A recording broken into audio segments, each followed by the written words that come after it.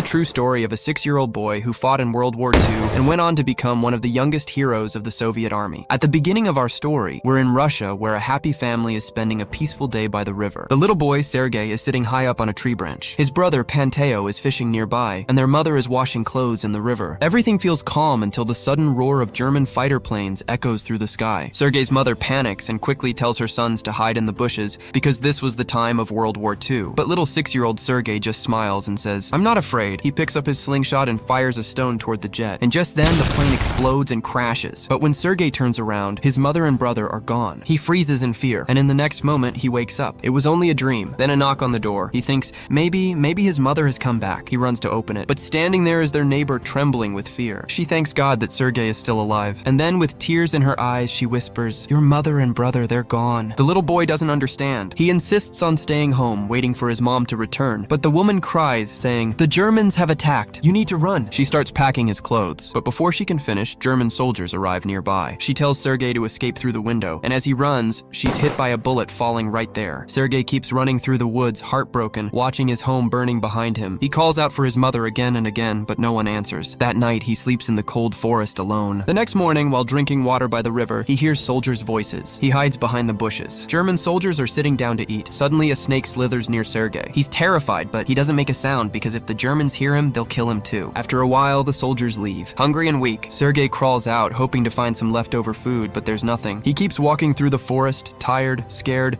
and limping with one torn sandal. On his way, he spots some wild berries. He eats them quickly, but suddenly there's an explosion. He's thrown to the ground. Still, he doesn't give up. He grabs a stick, ready to fight back, as if he could take on the Germans himself, but there's no one there. In truth, Sergei is now exhausted, wounded, and barely holding on. Just then, 2 Soviet soldiers find him. They pick him up and carry him to their camp. Inside, Commander Nidef is briefing his men about a German scout unit nearby, when a soldier rushes in saying, "Commander, we found a child in the forest." The commander is stunned. He sits Sergei down and says gently, "Don't be afraid, son. You're safe now." He asks, "What's your name?" "Where are you from?" Sergei quietly answers, "I'm from Shishkin." A soldier asks, "Where are your parents?" Sergei's eyes fill with tears. "My mom and brother, they're gone." The commander places his hand on the boy's head and says, "You're a brave soul, and brave people don't cry." Then he gives Sergei food to eat. Outside, other soldiers are writing letters to their families because they know a great battle is about to begin. And just then, the alarm sounds. The Germans have launched their attack. This is where the real war begins between the Soviet army and the Germans. Sergei was badly wounded, so he was being treated at the base along with the other injured soldiers. A kind nurse smiles at him and says, "If you let me clean your wounds properly, I'll give you some popcorn." Sergei frowns and replies, "I don't like popcorn. I like army tanks." The nurse laughs softly. "All right, I'll give you all the tanks you want, but first you need to get better." The next day, Commander Nit comes to visit him. Sergei looks up and says proudly, "When I grow up, I'm going to be a soldier too." The commander smiles. "You already have the heart of a brave one," he says warmly. Sergei's eyes sparkle as he asks, "Do you have a medal and a pistol too?" The commander nods and shows him both. "This pistol was given to me by the general himself," he says, "for fighting bravely and helping our country win." Sergei, full of curiosity, asks, "Do you have an airplane too?" The commander chuckles. "No, not that one." So, Sergei takes the commander's hand and draws a little airplane on it with his finger. Outside, the nurse Katya talks to the commander. "Sergei is such a smart boy," she says softly, "and so sweet. We even have goat's milk here. Why don't we just keep him with us? He has no one left now. His family is gone." The commander's face turns serious. "This is a battlefield," he says quietly. "There's no place for a child here. If he stays, his life will always be in danger." And with that, he walks away. Katya feels heartbroken. Later that evening, Sergei is talking with a kind soldier named Jora. Jora brings him a small gift, a pair of binoculars. Sergei loves them instantly. That night, Katya speaks to another nurse, that little boy. "He's so brave and so full of life. I can't let him go," she says sadly. But the commander wants to send him away. "If that happens, I may never see him again." The next morning, a soldier approaches the commander and says, "Sir, we need another machine gun for the fight ahead. And also, everyone in the regiment has grown fond of Sergei. Please, sir, don't send him away." But the commander shakes his head. "It's too dangerous here. I've already signed the papers. He'll be sent to an orphanage." The soldier leaves disappointed. Even the commander feels the weight of his own decision. Deep down, he doesn't want the boy to go either. The following day, a car arrives to take Sergei away. When the boy sees the commander, he stands straight and salutes just like a real soldier. The commander brings him a wooden toy gun. Sergei hugs him tightly, tears in his eyes. "I don't want to go," he cries. "They'll kill me out there. Please let me stay with you." The commander's eyes soften. He kneels down and asks gently, "Sergei, would you like to be my son?" Sergei nods, smiling through his tears. The commander rips the orphanage papers to pieces. That night, all the soldiers gather around, sewing together a little army uniform for Sergei. Each one gives advice on how to make it fit perfectly. Later, the commander wakes Sergei from his sleep. A real soldier never sleeps too long. You must be ready before a matchstick burns out. Sergei gets dressed in his brand new uniform, his heart filled filled with pride. As he steps outside, all the soldiers salute him, but suddenly the sky roars. German planes appear above them, and bombs begin to fall. The base shakes as explosions erupt around them. Many soldiers are wounded, and the real test of courage begins. Sergei began asking everyone about Commander Knopf and Aunt Katya, but no one had any answers. Finally, he went to a doctor and asked, "Have you seen Aunt Katya or the commander?" "They're alive and right." The doctor looked at him, his voice calm but heavy. "In war, son, we don't ask who lived or who died. A soldier's only mission is to help his country win." He gently placed a hand on Sergei's shoulder. "We have many wounded soldiers here. Why don't you help them?" Without a word, Sergei began giving water to every injured man he could find. One soldier handed him a letter. It was from the soldier's family. Sergei opened it and began reading aloud. "Everything is fine at home. Our cow is healthy again, and she's giving plenty of milk. We'll win this war." A faint smile appeared on the soldier's face. In the next scene, we see Katya again. She's gently tucking Sergei into bed. As she does, the commander arrives. The way he looks at her, you can tell he cares deeply for her. He's about to say something from his heart. But before he can, Sergei wakes up, smiles, and runs straight into the commander's arms. Later, the commander takes Sergei for a walk. Along the way, the boy asks, "Who should I thank for my uniform?" The commander takes him to the Tor's tent, but when they get there, it's nothing but ashes. The tent was destroyed in a German air raid. Sergei's face falls. The commander quietly says, "In war, son, there's no time for little thank yous." The next day, the commander meets with his men to plan their next move. Sergei appears and proudly asks, "What's my mission for today?" The commander smiles and says, "A truck will arrive soon with letters for our soldiers. You'll collect them and deliver each one." Sergei salutes, takes the mailbag, and runs off. One by one, he hands out letters, but being a little mischievous, he makes the soldiers dance before giving them their mail. The men laugh, and for a few moments, the war feels far away. The following day, Sergei uses his binoculars to scan the nearby fields. Suddenly, he spots something, a hidden soldier's leg sticking out from the tall grass. He rushes back to the base and alerts the unit. The Soviet soldiers quickly move in, and together they capture a group of German spies hiding nearby. The entire regiment celebrates Sergei's bravery. That evening, the commander comes to him and says, "The government has approved it. From today, you are my son." Sergei's eyes fill with joy. The commander takes him to share the news with Katya. By the riverbank, Katya sits quietly. Just then, a soldier approaches her with a bouquet of flowers. "After the war," he says softly, "I'll bring you even more beautiful ones because I love you." Katya blushes and they talk for a while. The commander sees it all from a distance, his heart heavy, his eyes quiet with pain because he too loves Katya. Sergei runs up to her smiling. "I didn't come alone. The commander's here too," but the commander only stands there for a moment, then silently walks away. Days later, the war returns in full force. Sergei carries ammunition boxes to the front lines, helping the soldiers reload their rifles. He delivers one last box and heads back toward the camp. Meanwhile, the commander scans the battlefield through his binoculars. A soldier rushes in, shouting, "Sir, someone's cut the communication wire!" "We've lost contact with the control room." The commander immediately orders, "Go fix it right now." The soldier runs off, but Sergei quietly follows him. Suddenly, German fire rains down. The soldier is hit and falls to the ground. Sergei rushes to him, panicked. "Where do I connect these wires?" he cries. With fading strength, the soldier whispers, "Just connect them together, and the signal will return." Without hesitation, Sergei kneels in the open field, bullets flying past, and joins the wires together. Sparks fly, and the connection is restored. The Soviet line comes alive again, all because of one brave little boy. That night, Sergei sat beside a soldier by the fire and asked curiously, "How do people get married?" The soldier smiled warmly. "Well, first two people fall in love and then they get married." Sergei's eyes lit up, an idea forming in his young mind. The next day, he ran to Katya and said, "Commander isn't feeling well. He hasn't eaten or drunk anything all day." Worried, Katya immediately grabbed her things and followed Sergei to the commander's tent. The moment they arrived, Sergei quietly slipped away, leaving them alone. Katya looked at the commander and asked gently, "Why aren't you eating? Are you sick?" The commander gave a faint smile. "Who told you that?" "Sergei did," she replied softly. The commander chuckled. "I'm perfectly fine. There's nothing to worry about." Katya didn't say another word. She simply turned and walked away. As she left, the commander realized maybe he'd said the wrong thing. He sighed and followed her outside. Meanwhile, Sergei stood on a wooden lookout post, scanning the area through his binoculars. Suddenly, he spotted a cat in the distance, and moments later, the barking of dogs filled the air. He ran down to the soldiers training the dogs and asked excitedly, "Can I ride one of them?" The soldiers laughed and nodded. Sergei climbed on, laughing as the dogs trotted along until they suddenly saw the cat and started chasing it. But the cat was running toward a field filled with hidden mines. Before Sergei could react, a soldier raced in on a motorcycle, blocking the dogs just in time, saving Sergei's life. Later, we see the commander and Katya again. The commander finally gathers the courage to speak his heart. "Katya," he says softly, "will you be Sergei's mother?" Katya smiles and says, "Yes." Just then, a postman arrives, handing the commander a letter. "Sir, this just came in from Army headquarters." The commander nods and tells him to leave it on the table. The next day, all the soldiers along with the commander and Sergei prepare to move out. Orders from headquarters: relocate their base to a new position. On the way, they stop by a small house to have lunch. As they eat, Sergei's eyes wander up to the ceiling. Part of it was broken, covered only by a piece of cloth. He asks curiously, "What happened here?" A man inside the house explains, "A German bomb fell through the roof and hit the floor, but it never exploded, so I covered it with a cloth. The commander's expression changes immediately. Everyone out of the house now. The soldiers carefully remove the bomb and take it to a safe location. Sergei waits outside in the commander's jeep, playing with a small pistol he found. Suddenly, a loud explosion shakes the ground. Smoke and fire rise in the distance. Several soldiers are wounded, including the commander himself. Even then, he calls out to his men, "Keep moving forward." Later, we see the commander speaking with a general. "I've gathered all my soldiers," he reports firmly. Just then, Sergei walks in, salutes smartly, and asks, "Commander, what's my mission today?" The commander smiles. "Today you'll inspect the soldiers' uniforms." Sergei salutes again and takes his mission seriously. He gathers all the soldiers together and announces, "Anyone with torn boots, step forward." He carefully inspects everyone one by one, while another soldier writes down the names of those who need replacements. Once the task is done, Sergei proudly walks to the general. "Sir, I've listed the names of all the soldiers with torn boots." The general smiles and, "Well done, young soldier. Well done." The next day, Sergei was called before the general. In front of the entire regiment, the general pinned a medal to his chest, honoring the young boy's incredible bravery in battle. At the same ceremony, the commander's battalion was awarded the Guard Unit flag, a symbol of courage and sacrifice. But that night, during another battle, tragedy struck. An explosion went off near the commander, and he was badly injured. Sergei rushed to his side, tears filling his eyes. Katya tried to comfort him, whispering, "Your dad is alive, Sergei. He's going to be fine." Sergei sat beside the commander, holding his hand tightly. The commander opened his eyes, his voice weak but steady. "Don't cry, son, because a soldier never cries." The next morning, Sergei marched alongside his battalion once again. The war was finally over. Germany had surrendered. Sergei's story isn't just about war. It's about courage, hope, and never giving up. A little boy who lost everything, yet still chose to stand tall and fight.